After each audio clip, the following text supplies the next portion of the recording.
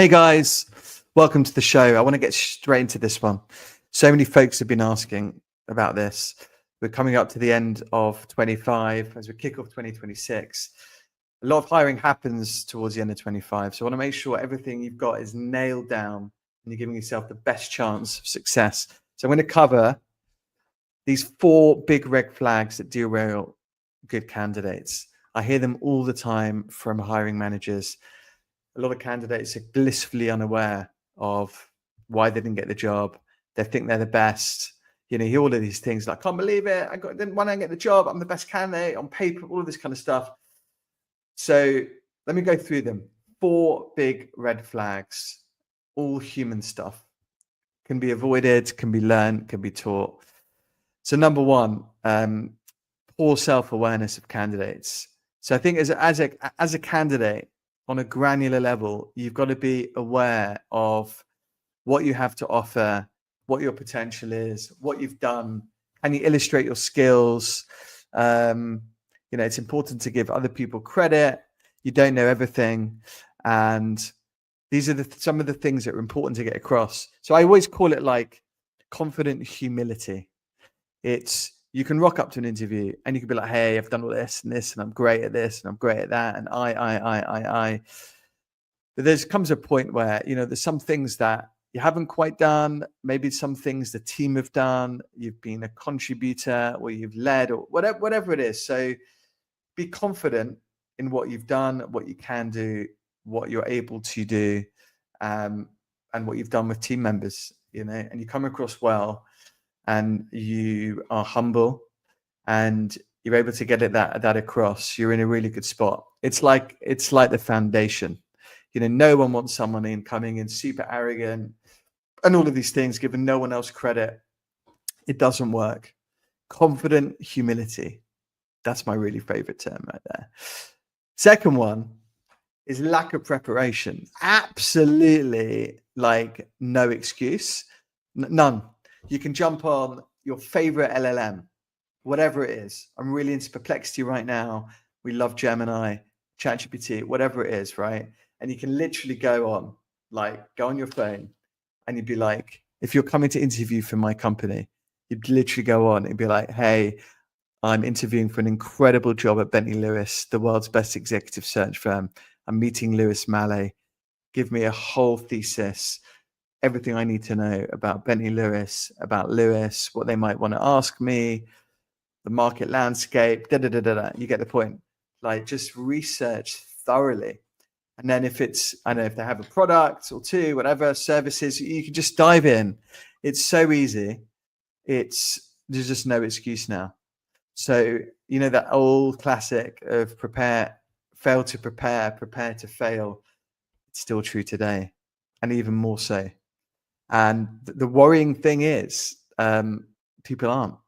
They're just not doing it. Come on, guys. The other massive thing for me is prepare questions to ask. Two-way street in interview, right? I always think you can tell way more about someone by the questions that they ask versus the story that they can regurgitate. So obviously prepare all that stuff, right? But questions, great. You go ask a really insightful killer question. It's just incredible. It says a lot about you. So really prepare questions. Sometimes I use an upside down triangle. It's pretty good. Like, top is the firm, what's the industry, what's going on, any developments, and you can start to narrow it down. Company, team, role, etc. So do prepare that hard. Number 3, manners. Just good manners. Just like the foundation of a great ground game.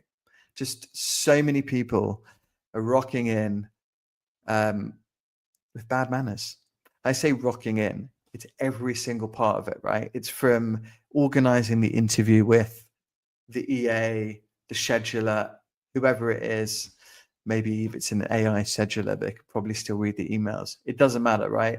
Like when you're writing, write in a professional, courteous way. If it's over the phone, again, always polite, please, thank you, things like that. Even when you rock up for a face-to-face interview and you turn up to the desk, you know, a lot of hiring managers will ask the people at the desk, you know, how has this person behaved and things like that. Just, you know, you treat the CEO the same as you would treat the janitor and vice versa. You know, humans are humans, and whatever level they are, everyone's a human. You don't know what their story is. Everyone's contributing in their way, and it's so important. You know, like some of the people that get ahead, some of the people that want to be on, like the people that others want on their team, or that they call once they've left to go for another job. You know, all of these things, it's like human stuff. It's people want to work with people that are there for them, that support them. And yeah, I think a lot of this, manners, being courteous and things, are a key. You know, be present, be attentive, be open, listen. Don't just talk about yourself all the time. Turn up well, be there for others. You know, these kind of things are just basic things, and the basics. Do the basics right. Always do the basics right, and then all the other things will start falling into place. Fourth red flag for me, and I think they call it the 3 C's. You know, there's lots of different models and stuff, but I think it's interesting. So you've got clarity. First C is know what you want and what you have to offer. And this goes back to the first few.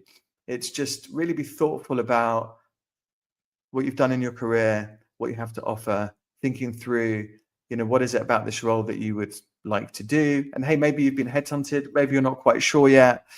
That's cool. But then, you know, you're clear on that, right? You know, I'm perfectly happy in my role. This was kind of interesting. Would love to hear a bit more. So just, you know, be clear on, you know, whatever the scenario is. Just be really clear. Second is courtesy. I mentioned this in number 3. I'm going to mention it again. Treat others with respect and professionalism, and always conduct yourself in the appropriate way. Third one is be coherent about your story, about the decisions you've made, about what you want to do, about your successes, about the failures, how do things connect. You know, this is something that maybe you want to reflect on, think of your career. No one's saying you need to know what you want to do for the rest of your life, because the road is very, very long and your career is long. So think of it as chapters, but, you know, but think about it. So they're my 4 red flags. Just nail them, and it gives you a way better chance of landing your next role. And this has come from, I'm on the front line of recruiting. I'm speaking to hiring managers, boards, like all day, every day. I've done it for 20 years. I keep hearing these same things. These are small things, and they have a huge impact. So really hope it helps. Do me a favor, please follow me on YouTube, TikTok, Instagram, LinkedIn, Spotify, Apple Podcasts, all of that cool stuff. Really appreciate it if you'd follow, comment, rate me 5 stars if you think it's 5 stars, or even if you think it's 4 stars. I won't be offended. Really appreciate it. Have a great day, everyone.